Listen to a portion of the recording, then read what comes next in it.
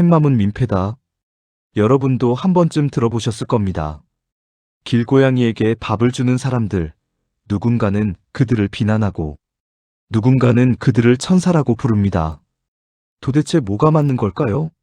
그렇다면 종교적인 관점에서 이 행동을 어떻게 볼까요? 캣맘은 과연 선한 행동을 하는 사람일까요? 아니면 문제를 만드는 사람일까요? 현실은 생각보다 단순하지 않습니다. 고양이에게 밥을 주면 간혹 주변에서 민원이 들어옵니다. 지저분하다, 냄새난다, 왜 여기서 밥을 주냐? 심지어 경찰이 와서 치우라고 하는 경우도 있습니다. 하지만 반대로 생각해보면 굶고 있는 생명을 그냥 지나치는 것이 과연 맞는 행동일까요? 이건 단순히 고양이를 좋아하느냐, 싫어하느냐의 문제가 아닙니다. 이건 사람이 어떤 선택을 하는 존재인가에 대한 문제입니다. 그래서 오늘은 감정이 아니라 조금 더 깊이 들어가 보겠습니다. 종교적인 관점에서 길고양이에게 밥을 주는 것을 어떻게 바라볼까요? 그리고 많은 종교에서는 이렇게 이야기합니다. 작은 생명에게 베푼 선행은 결국 나에게 돌아오고 그 결과는 나의 생을 넘어 후손에게 이어진다고. 그래서 이 행동은 단순한 좋은 일이 아니라 후손들의 삶을 위한 밑거름이 됩니다. 불교적인 관점에서 먼저 보겠습니다.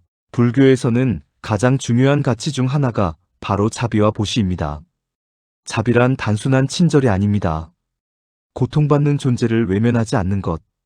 불교에서는 모든 생명은 고통을 느끼는 존재라고 봅니다. 작든 크든, 인간이든 동물이든 그 생명의 무게는 다르지 않다고 이야기합니다. 그렇다면 길고양이는 어떨까요? 굶주리고 추위에 떨고 병에 걸려도 치료받지 못하는 존재, 그 고통을 줄이기 위해 먹이를 주는 행동. 이것은 불교 관점에서는 분명한 자비의 실천입니다. 불교에는 또 하나 중요한 개념이 있습니다. 보시 즉 나누는 행위입니다.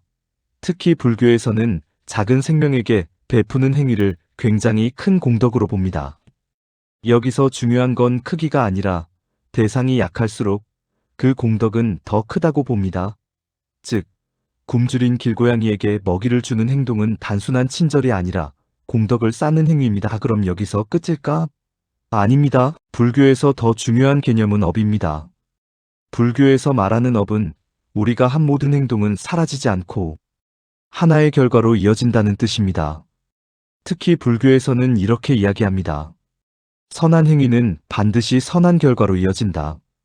다만 그 결과가 지금 당장이 아닐 수 있습니다. 불교에서는 우리의 삶이 한 번으로 끝나는 것이 아니라 계속해서 이어지는 윤회사상 속에 있다고 봅니다. 그래서 지금 우리가 하는 작은 선택 하나가 지금의 삶뿐만 아니라 앞으로의 삶, 다음 생까지도 영향을 준다고 이야기합니다. 그렇다면 굶주린 길고양이에게 먹이를 건네는 이 행동은 어떨까요? 아무도 보지 않는 곳에서 아무 대가도 바라지 않고 작은 생명에게 조용히 베푸는 이 행동. 불교에서는 이것을 단순한 친절이 아니라 깊은 선업이라고 봅니다.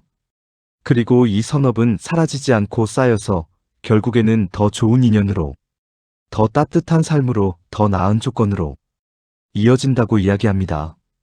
그래서 불교적 관점에서 보면 길고양이에게 밥을 주는 사람은 그냥 좋은 일을 한 사람이 아니라 자신의 삶을 더 밝은 방향으로 스스로 만들어가는 사람입니다. 기독교적인 관점에서는 모든 생명은 하나님이 만든 피조물입니다. 그리고 인간에게는 그 피조물을 맡긴 역할이 있습니다. 바로 청지기입니다. 청지기란 단순히 돌보는 사람이 아니라 책임을 가지고 관리하는 존재입니다. 성경에서는 작은 생명 하나도 소중하게 여겨야 한다고 말합니다. 그렇다면 길고양이를 돌보는 행동은 어떨까요? 분명히 사랑의 행동입니다. 성경은 우리에게 이웃을 사랑하라고 말합니다. 그 사랑은 사람에게만 해당되는 것이 아니라 하나님이 만드신 모든 생명을 향한 마음에서 시작됩니다. 굶주린 생명을 보고 그냥 지나치지 않는 것, 추위에 떠는 존재를 보고 외면하지 않는 것, 이것은 단순한 동정이 아니라 하나님이 우리에게 주신 사랑을 실천하는 모습입니다. 또 성경에서는 이렇게 말합니다. 지극히 작은 자 하나에게 한 것이 곧 나에게 한 것이다. 이 말은 굉장히 깊은 의미를 가지고 있습니다. 우리가 이름도 없는 작은 존재에게 손을 내미는 그 순간, 그 행동은 단순한 행동이 아니라 하나님 앞에서의 사랑으로 이어진다는 것입니다. 그래서 기독교적인 관점에서 보면 길고양이에게 밥을 주는 이 행동은 단순히 동물을 돌보는 것이 아니라 하나님이 만드신 생명을 향한 사랑의 표현입니다. 그리고 더 나아가 이런 선택을 하는 사람들은 세상을 조금 더 따뜻하게 만드는 사람 보이지 않는 곳에서 사랑을 실천하는 사람입니다. 이슬람에서도 동물에 대한 자비는 매우 중요한 가치입니다. 특히 고양이는 아주 특별하게 여겨지는 동물입니다. 그 이유 중 하나는 이슬람의 창시자인 무함마드가 고양이를 매우 아꼈던 것으로 전해지기 때문입니다. 전해지는 이야기 중에는 고양이가 자신의 옷 위에서 잠들어 있자 그 잠을 깨우지 않기 위해 옷을 잘라냈다는 일화도 있습니다. 이 이야기가 상징하는 것은 단순합니다. 작은 생명이라도 불편을 주지 않으려는 마음, 그것이 바로 자비입니다. 그래서 이슬람에서는 동물을 해치지 말고 돌보아야 할 존재로 봅니다. 즉, 약한 생명을 보호하는 것은 단순한 행동이 아니라 신앙적인 행동입니다. 그리고 이건 특정 종교만의 이야기가 아닙니다. 대부분의 종교는 같은 메시지를 전합니다. 약한 생명을 외면하지 마라. 그들을 보호하라. 여기까지 보면 하나의 공통점이 보입니다. 길고양이를 돌보는 행동 자체는 선이다. 그리고 이 이야기는 종교 안에서만 끝나는 이야기가 아닙니다. 우리가 현실에서 봐도 그렇습니다.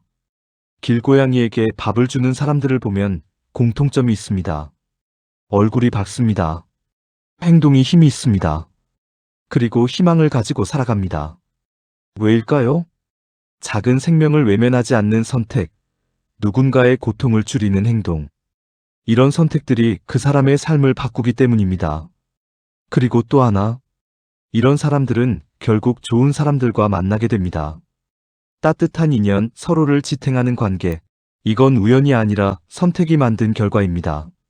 종교는 서로 다르지만 하나의 공통된 이야기를 합니다. 선한 행동은 사라지지 않는다. 반드시 어떤 형태로든 이어진다. 불교에서는 공덕이라 하고, 기독교에서는 사랑이라 하며, 이슬람에서는 신앙이라고 말합니다. 하지만 결국 하나입니다. 작은 생명을 외면하지 않는 선택, 그 선택이 당신의 삶을 바꾸고 당신 후손의 삶까지 이어진다고 말합니다. 우리는 거창한 선택을 하면서 살아가지 않습니다. 대부분의 순간은 아주 작고 조용한 선택들입니다.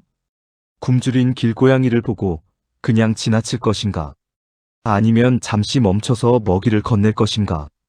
그 차이는 아주 작아 보이지만 그 선택은 그 생명의 하루를 바꾸고 그 순간의 고통을 줄이고 그리고 결국 나의 삶까지 바꿉니다.